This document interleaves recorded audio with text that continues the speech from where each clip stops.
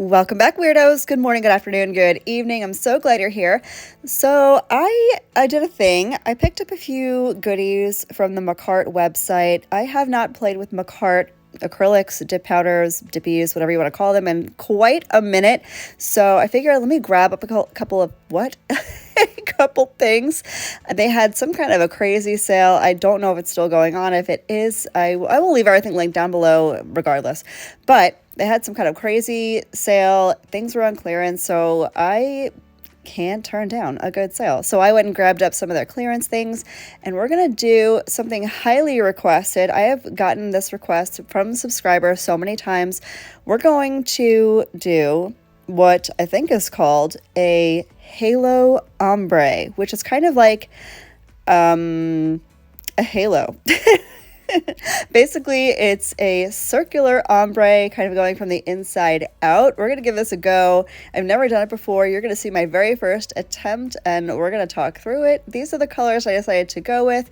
Now, when you're picking colors for any kind of ombre, we kind of want to stick to what's going to easily blend together, and we have to use color theory, because when we're blending two colors together, for example, like pink and blue, what color are we going to make in the blend? Purple. We're going to make purple. So you want to make sure you're using blendable colors and colors that are not going to turn like doo-doo brown on you. So we're going to go in, I'm going to apply my dip base coat like I normally would from cuticle to free edge. I'm using the Azure Beauty dip liquids per my usual. And then what we're going to do, I'm going to do the scrub ombre type method for this particular design. I figured it might be the easiest. You can do any kind of method you want though, and you can use gels if you want to. I'm going to dip in. If you're using gels, of course, you're going to want to pour over, but I'm going to dip in, get the entire nail covered in the pink. Once that has had a little bit of time to set, I'm going to take the blue on one of my little eyeshadow brushes from Wet n Wild, and then I'm going to gently tap and scrub that blue pigment into the perimeter of the nail, and that's going to kind of create this halo effect, as they call it.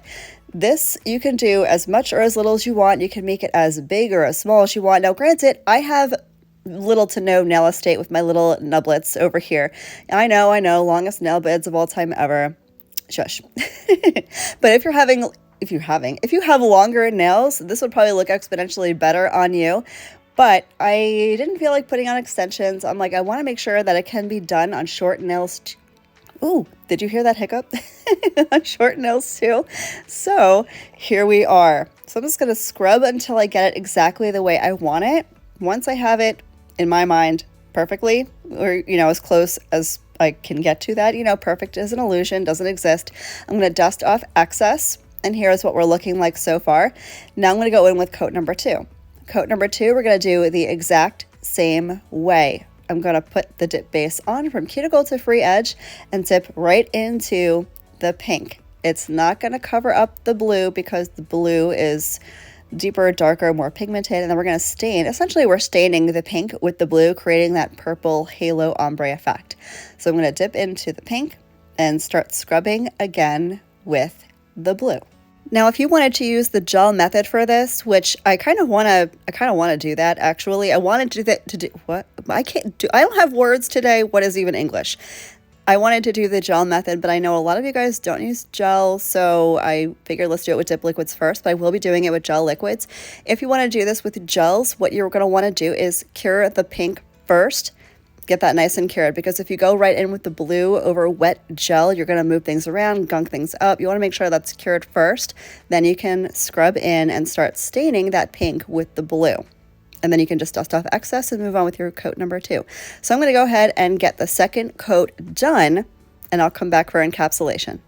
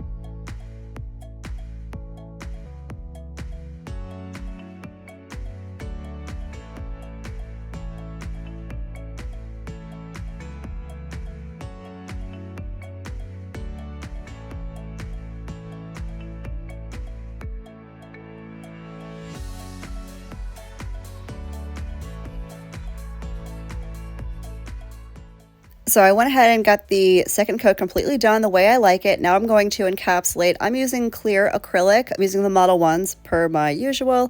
I know, I'm a creature of habit. If I find one that's better, I will tell you, but for now, that's my preference. You can encapsulate with anything you want. You can encapsulate with builder gel if you want to. You can encapsulate with gel base and gel top if you want to. You can choose to not encapsulate if you want to. Take that risk. But if you need to do any sort of filing, shaping, buffing on the nail surface, you're going to want to make sure your ombre is protected. That way you don't file and buff off that stained halo ombre effect. That's why I like using the clear acrylic for this type of design. I want to make sure it's completely protected for when I go to file, shape, and buff. So I'm going to go ahead and scrub off the clear, and I'm going to activate. I'm going to finish the rest of my hand off camera, and then we're going to top coat, and I'll show you what the whole look is going to look like.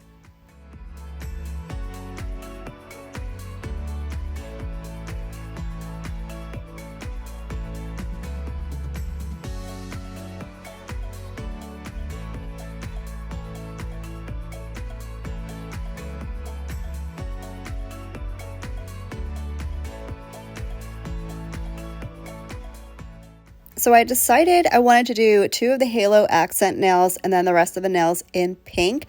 And I think it came out really cute. Do I think the halo ombre nails kind of look like bruises? Kinda. Kinda, sorta. I don't know if this is my favorite ombre. I think maybe I would try it with different colors so it doesn't look like there's something wrong with me. I don't know. Maybe it's a me thing. You'll have to let me know down below if you kind of jive with this. I'm not sure. Do I look really cold? Maybe. I don't know. I did go ahead and file and buff, and in the process, because peel base, I lost my pinky nail, so I'll go ahead and fix that here in a little bit after I top coat the rest of the nails. But you get the idea. This is what they kind of are looking like. They look much better with a top coat, though, I'll tell you that much. I think the top coat kind of makes it. Could you leave it matte? Of course you can. You can do whatever you want. They're your nails, and who am I to tell you how to live your life? I'm going to go ahead and use my current favorite gel top coat, which is the Gelish Top It Off.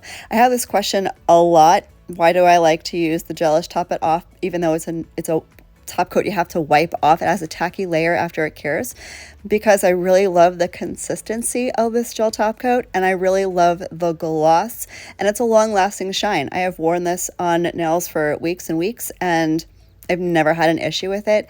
I don't care. I'll wipe off a tacky layer. That doesn't bother me.